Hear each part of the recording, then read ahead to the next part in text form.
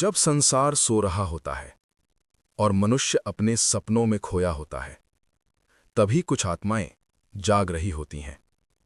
वे सोती नहीं, वे खोजती हैं।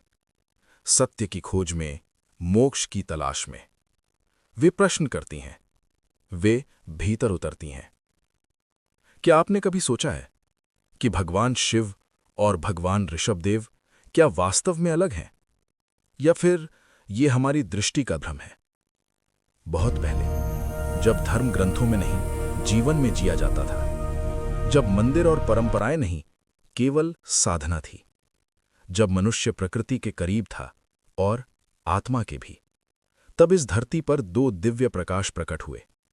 एक ओर भगवान शिव, आदि योगी, ध्यान के स्वामी, जो शून्य में स्थित होकर भी संपूर्ण ब्रह्मांड को धारण करते हैं, जो मौन में भी बोलते हैं और स्थिर होकर भी सब कुछ चला रहे हैं।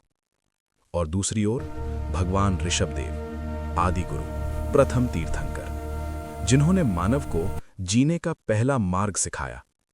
उन्होंने सिखाया कैसे जीना है, कैसे समझना है और कैसे मुक्त होना है। लेकिन रुकिए, प्रश्न ये नहीं है कि ये कौन थे, प्रश्न ये है क्या ये अलग थे। कहा जाता है भगवान ऋषभदेव ने मानव को कृषि, समाज और धर्म का ज्ञान दिया। उन्होंने सभ्यता की नींव रखी। और भगवान शिव ने संसार को योग और ध्यान का मार्ग दिया। उन्होंने चेतना की ऊंचाई दिखाई। एक ने जीवन जीना सिखाया, दूसरे ने जीवन से ऊपर उठना। क्या ये मात्र संयोग है या फिर एक ही सत्य के दो अलग रूप? ध्यान दीजिए एक अद्भुत समानता पर। दोनों के साथ जुड़ा है वृषभ, शिव के साथ नंदी और आदिनाथ का प्रतीक भी बैल। लेकिन ये केवल एक पशु नहीं, ये धैर्य है, ये शक्ति है, ये वो स्थिरता है जब सब कुछ बदल रहा हो फिर भी जो अडिग रहे, वही साधक है।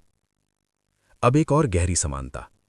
दोनों को कहा गया दिगंबर, यानी जिसने हर प्रकार के मोह, अहंकार और आसक्ति को त्याग दिया हो, जिसके पास कुछ भी नहीं फिर भी वो पूर्ण है, जो खाली होकर भी सबसे भरा हुआ है। और अब उस स्थान की बात जो इस पूरे रहस्य का केंद्र है, कैलाश पर्वत। एक और मान्यता है ये भगवान शिव का निवास है, जहां शांति है, जहां मौन है, जहां केवल अस्तित्व है। और जैन परंपरा कहती है यही अष्टापद पर्वत है, जहां भगवान ऋषभदेव ने निर्वाण प्राप्त किया। एक ही स्थान, दो महान आत्माएं, और दोनों का लक्ष्य मुक्ति। क्या ये केवल संयोग है या कोई गहरा संकेत? शास्त्र भी इस ओर संकेत करते हैं। श्रीमद् भागवत महापुराण में ऋषभदेव को दिव्य स्वरूप के रूप में वर्णित किया गया है, जो संसार से परे अपने भीतर स्थित हैं, जो बाहर नहीं भीतर की यात्रा करते हैं। और यही स्वरूप हमें भगवान शिव में भी दिखाई देता है। अब समझिए सबसे गहरी बात। जैन धर्म कहता है निर्वाण, सनातन कहता है शिवत्व, पूर्ण शुद्धता, पूर्ण मुक्ति। जब आत्मा अपने कर्मों से मुक्त हो जाती है, जब वो न किसी से बंधी होती है, न किसी से जुड़ी, तब वो स्वयं शिव बन जाती है। शिव केवल एक नाम नहीं, एक अवस्था है, एक अनुभव है, जिसे शब्दों में नहीं केवल महसूस किया जा सकता है। और यही असली कनेक्शन है।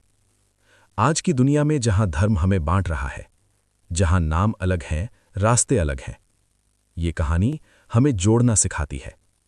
ये बताती है नदियां अलग हो सकती हैं, उनकी दिशा अलग हो सकती है, लेकिन जब वे सागर में मिलती हैं तो सब एक हो जाती हैं। तो अगली बार जब आप ओम नमः शिवाय कहें या नमो अरिहंताणम का जाप करें, तो ये याद रखें, आप अलग रास्तों पर नहीं, एक ही मंजिल की ओर बढ़ रहे हैं। वो मंजिल जहां केवल शांति है, केवल सत्य है और केवल आप हैं। आत्मा ही शिव है। अगर आप ऐसी गहरी आध्यात्मिक कहानियां चाहते हैं जो सिर्फ सुनी नहीं, महसूस की जाएं, तो लाइक करें, शेयर करें और सब्सक्राइब जरूर करें।